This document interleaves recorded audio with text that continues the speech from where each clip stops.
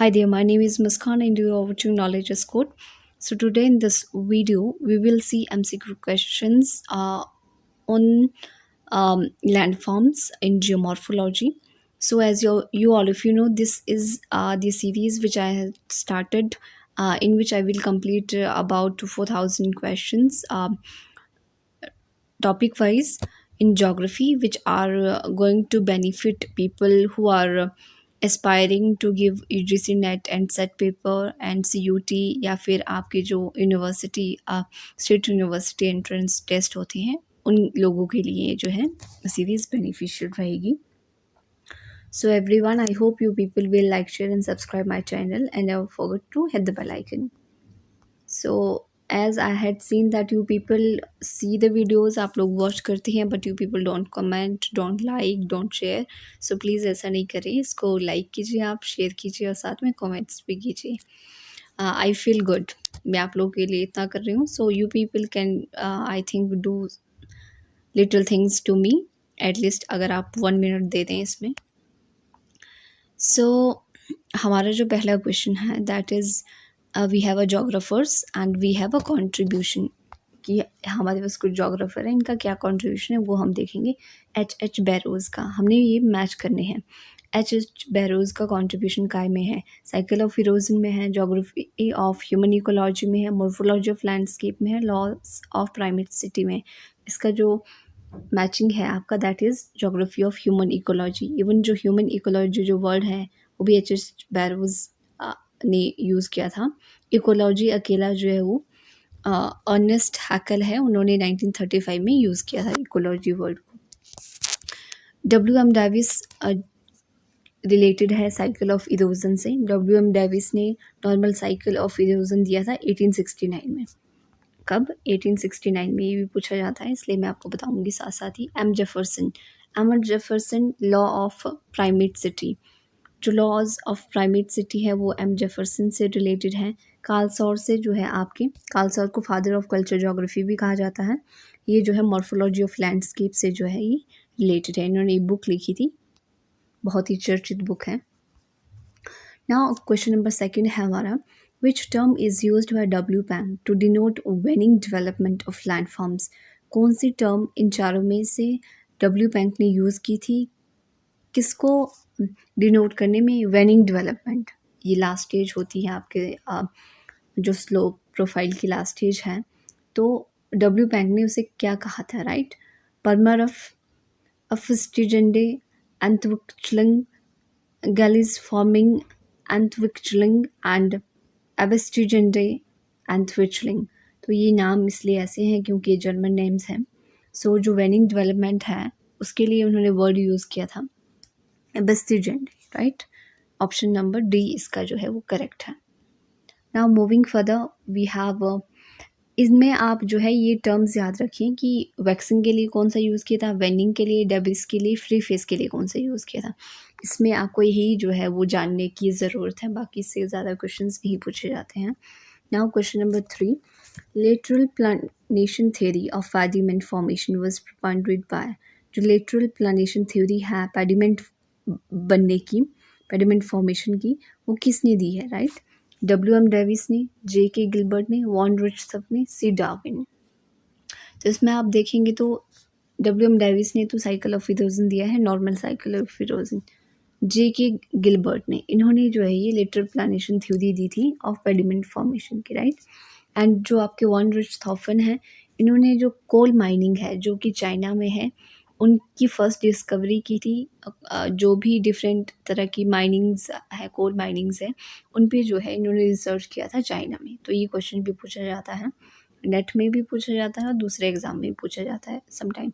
C Darwin, Charles Darwin, origin of species इन्होंने लिखी थी. राइट, ये आपको पता ही होगा. Now the concept of peneplain was propounded by. जो कॉन्सेप्ट है पैन प्लेन का ये किसने दिया है? राइट, स्विनर्टन ने, जॉनसन ने, क्रिकमे ने, डेविस ने. तो ये जो पैन प्लेन का कॉन्सेप्ट है ये आपको क्रिकमे ने दिया है. राइट, ऑप्शन सी जो है इसका राइट आंसर है. डेविस ने तो आपका पेनी प्लान का दिया था, इन्होंने पैन प्लान का दिया है. Right, now coming to question number 5, the concept of pediplain is associated with. Pediplain का कॉन्सेप्ट किसके साथ एसोसिएटेड है? W M Davis, LC King, W Penck, C A Cotton. तो इसका जो राइट आंसर है that is LC King. LC King के साथ जो है ये एसोसिएटेड है पैडी प्लेन जो कॉन्सेप्ट है। और डब्ल्यू एम डेविस के साथ पेनी प्लेन है, एलसी किंग के साथ पैडी प्लेन है और क्रिकमे के साथ पैन प्लेन है। आपने ये याद रखने हैं। जो आपका पेनी प्लेन है, पेनी प्लेन वो डेविस के साथ है। जो पैडी है जिसमें डी है वो आपका एलसी किंग के साथ है। और जो पैन जिनके साथ ए कंसल्टेड है, पैन प्लेन, वो आपका क्रिकमे के साथ है, राइट। तो ये भी पूछे जाते हैं sometime. Normal cycle of erosion is associated with. जो नॉर्मल साइकिल ऑफ इरोजन है वो किसके साथ एसोसिएटेड है जो कि डेविस ने दिया है? ग्लेशियल इरोजन के साथ, फ्लूवियल इरोजन के साथ, मैराइन इरोजन के साथ, विंड इरोजन के साथ। तो इसका जो राइट आंसर है that is your fluvial erosion. Fluvial erosion के साथ ये एसोसिएटेड है, नदी के साथ, रिवर के साथ, right. Now coming to question number 7, which of the following group of scholars stress the role of lateral erosion by streams in the formation of pediment? इनमें से कौन से स्कॉलर ने स्ट्रेस दिया था या फिर तवज्जो दी थी या फोकस किया था कि लेटरल इरोजन का जो रोल, उसमें जो रोल होता है स्ट्रीम्स का होता है जब पैडिमेंट्स बनते हैं, राइट। यानी कि जब पैडिमेंट्स फॉर्म होते हैं तो उसमें लेटरल इरोजन का जो है वो रोल होता है। सो इसमें किसने फोकस किया था? लॉसन, पैगे ब्लैकवेल्डर ने, एमसीगी, पैगे ब्लैकवेल्डर ने, पैगे ब्लैकवेल्डर जॉनसन ने, या फिर पैगे ब्लैकवेल्डर एमसीगी ने। तो इसका जो राइट आंसर है that is option C, Paige Blackwelder and Johnson ने, इन्होंने इस पे जो है वो स्ट्रेस दिया था। Coming to question number 8, which of the following areas observation motivate Davis to develop his concept on cycle of erosion? इनमें से कौन सा एरिया है जिसने जो है डेविस को मोटिवेट किया कि वो डेवलप करे साइकिल ऑफ इरोजन? मिसोरी, गुरेनो, मोंटाना, रेड रिवर। तो इसका जो राइट आंसर है दैट इज़ मोंटाना। मोंटाना जो एरिया है इसने जो है डेविस को मोटिवेट किया था कि वो साइकिल ऑफ इरोजन जो है वो डेवलप करे। Now coming to question number 9, which one of the following rock is associated with cratons? Craton के साथ इनमें से कौन सी जो रॉक है वो एसोसिएटेड है? Granite, conglomerate, schist, phyllite. तो इसका जो राइट आंसर है दैट इज़ ग्रेनाइट। जो आपके क्रेटॉन्स जो रॉक होती है वो कॉन्टिनेंट्स के इंटीरियर में होती है, राइट। तो इससे जो है जो रॉक एसोसिएटेड है वो आपकी ग्रेनाइट है। Now coming to question number 10, ये मैचिंग क्वेश्चंस हैं। बसाल्ट का कन्वर्जन अगर करें तो वो किस में कन्वर्ट होता है? तो उसमें हमने इसको मैच करना है। तो बसाल्ट जेंसिस से रिलेटेड है, कुजार्ट से, सिस्ट से, स्लेट से। तो बसाल्ट जो है वो आपका सिस्ट से है, ग्रेनाइट जेंसिस से है, सैंडस्टोन जो है वो कुजार्ट से है, और जो शेल है वो आपका स्लेट से जो है वो रिलेटेड है। Now coming to question number 11, the most abundant rock type in earth crust is. जो सबसे ज़्यादा जो रॉक है जो पाई जाती है अर्थ क्रस्ट में वो कौन सी है? Metamorphic, igneous, sedimentary rock, intrusive rock. So इसका जो राइट आंसर है that is your sedimentary rock. Sedimentary rock जो है वो सबसे ज़्यादा अर्थ क्रस्ट में पाई जाती है। फिर आपके मेटामॉर्फिक और इग्नियस जो है वो रॉक्स होती हैं जो कि अराउंड 20 से 35% है, और बाकी सेडिमेंट्री जो रॉक्स हैं वो पाई जाती है। मेटामॉर्फिक रॉक्स जो है आपके इग्नियस और सेडिमेंट्री रॉक से बनती हैं जब हम प्रेशर और टेम्परेचर अप्लाई करते हैं। जो इग्नियस रॉक है वो आपकी प्राइमरी रॉक होती हैं जो कि लावा के मतलब सरफेस पे आने से बनती है, मैग्मा के सरफेस पे आने से बनती है, और सेडिमेंट्री रॉक छोटे छोटे सेडिमेंट्स से जो है वो बनती है। Now coming to question number 12, landforms है हमारे पास एंड एजेंट ऑफ ग्रेडेशन है। सो इनको हमने आपस में रिलेट करना है, राइट। मोनोडोनाक ये छोटे से इस तरह की हिल्स जैसी होती हैं जो कि डिग्रेड नहीं हो पाती हैं रिवर के द्वारा। आपने मोनोडोनाक डेविस के उसमें भी देखा होगा साइकिल ऑफ इरोजन में, तो वही है। Then we have blind valley, even we have drumlin and zeugen. So जो मोनोडोनाक है आपका मेनली वो आपके रिवर से जो है रिलेटेड है। ब्लाइंड वैली आपके ग्लेशियर से रिलेटेड है। ड्रमलिन जो है वो ब्लाइंड वैली आपकी जो है ये ग्राउंड वाटर एंड क्रास्ट टोपोग्राफी से ये रिलेटेड है। वो अगेन बताती हूँ, मोनोडोनाक आपके रिवर से रिलेटेड है। ब्लाइंड वैली जो है वो आपके क्रास्ट टोपोग्राफी से मेनली रिलेटेड है, ये ग्राउंड वाटर से नहीं है, क्रास्ट टोपोग्राफी से है। ड्रमलिन जो है वो आपके ग्लेशियर से रिलेटेड है। जिवजन एंड यार्डंग ये सारे जो आपके विंड से जो है ये रिलेटेड है landforms. Now coming to question number 13, which of the following group of landform produced by erosion, इनमें से कौन सा जो लैंडफॉर्म है वो इरोजन के द्वारा प्रोड्यूस किया गया है। Fjord, drumlin, natural levees, eskers, outwash plain and till, cirque, stalagmites, ventifacts, playa, pinnacle, swallow holes. So इसका जो राइट आंसर है वो है आपका option D, playa, pinnacle and swallow holes. ये सारी इरोजन से जो है वो लैंडफॉर्म्स बनते हैं, राइट। नेचुरल लिवीज तो डेपोजिशन से बनते हैं, आउटवॉश प्लेन भी डेपोजिशन से बनते हैं, राइट। तो इस तरह से आप एक एक अगर देखें तो कौन से डेपोजिशन से हैं, तो उस तरह से भी आप ऑप्शन को नेगलेक्ट कर सकते हैं। Now yardangs are creation of erosion by, जो यार्डंग्स है मैंने आपको भी बताया, यार्डंग, जिवजन, ये किन के मतलब इरोजन से बनते हैं, राइट। इनके एजेंट्स क्या है, फ्लूवियल है, रिवर है, एओलिन है, विंड है, क्रास्ट टोपोग्राफी या फिर ग्लेशियल है। तो इसका जो राइट आंसर है that is option B, aeolian. Aeolian से जो है उनके इरोजन से जो है यार्डंग का जो है वो फॉर्मेशन होती है। The phenomena of wind gap is associated with, जो विंड गैप का जो फिनोमिना है वो किससे साथ रिलेटेड या एसोसिएटेड है। ग्लेशियो-फ्लूवियल इरोजन के साथ, लेटरल इरोजन बाय रिवर के साथ, हेडवर्ड इरोजन बाय रिवर या फिर ग्लेशियल प्लानेशन। सो इसका जो राइट आंसर है that is headword erosion by river. इसके साथ जो है वो आपका विंड गैप जो है वो एसोसिएटेड है। Now coming to question number 16, which of the following is known as fossil water, इनमें से फॉसिल वाटर किसको कहा जाता है। कोनेट वाटर को, मिटियोरिक को, प्लूटोनिक वाटर को या फिर जुवेनाइल वाटर को। इसका जो राइट आंसर है that is connate water. Connate water को जो है वो फॉसिल्स वाटर भी कहा जाता है, और ये वाटर साइकिल जो हाइड्रोलॉजिकल साइकिल है उसमें नहीं आता है connate water. Now coming to question number 17, we have rivers and types of delta. So हमारे पास रिवर्स है Mississippi, Ganga, Narmada and Tiber. तो मिसिसिपी जो रिवर है वो कौन सा डेल्टा बनाती है, आपके हमने वो देखना है। तो मिसिसिपी जो रिवर है वो आपके बर्ड फूट डेल्टा बनाती है। गंगा जो है वो आपका आर्क्वेट डेल्टा बनाती है। नर्मदा जो है आपका एस्टुरियन डेल्टा बनाती है, और टिब्बर जो है आपकी फॉस्फेट जो है वो डेल्टा को जो है वो बनाती है। Now coming to question number 18, ria is an example of, ria जो है वो किसका एग्जाम्पल है। समर्ज अपलैंड शोर का, एमर्ज अपलैंड शोर का, न्यूट्रल शोर का या फिर कंपाउंड शोर का। सो जो रिया है वो आपका एग्जाम्पल है समर्ज अपलैंड शोर का, राइट। कोस्टल एरियाज़ में जब एरिया जो है वो समर्ज हो जाता है अपलैंड शोर, तो उसका एग्जाम्पल है आपका रिया। ये बहुत सारे एग्जाम में पूछा जाता है ये एग्जाम्पल।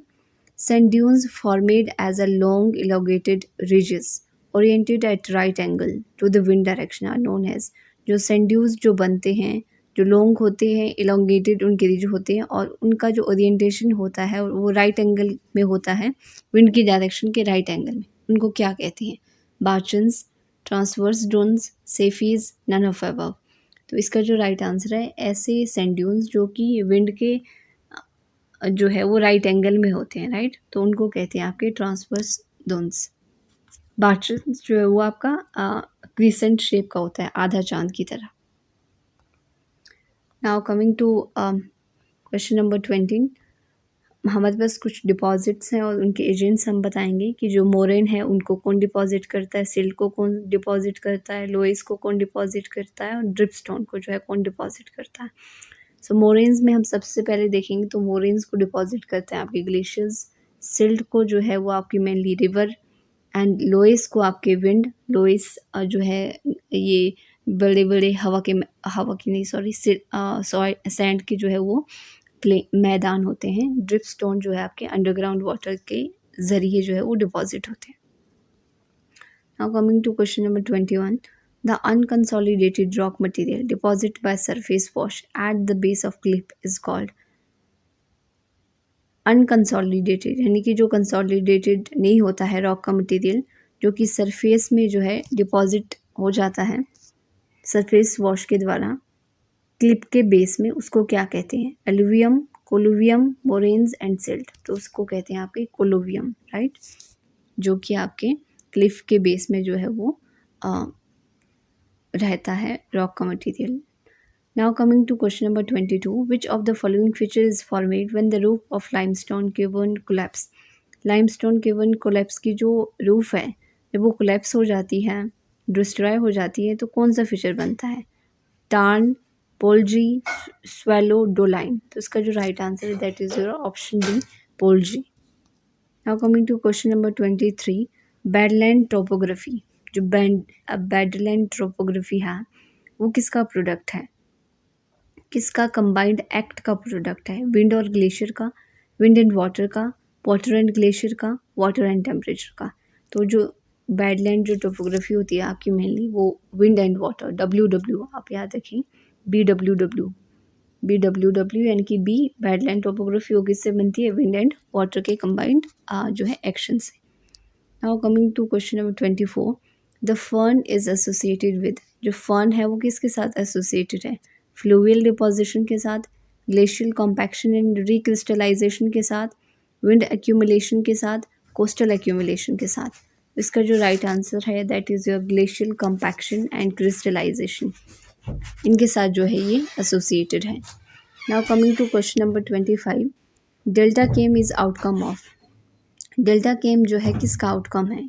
किसके इरोजन से जो है वो डेल्टा केम बनता है? Glacial erosion, wind deposition, river deposition, glacial deposition.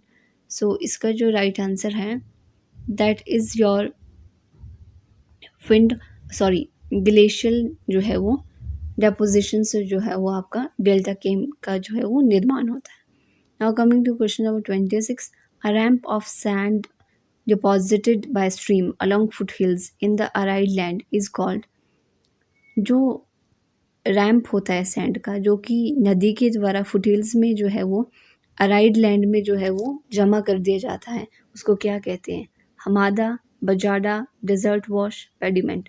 तो उसको आप बजादा के नाम से जो है उसे जाना जाता है, जो कि सैंड नदी के द्वारा फुटहिल्स में अराइड लैंड में जो है वो डिपॉजिट किया जाता है।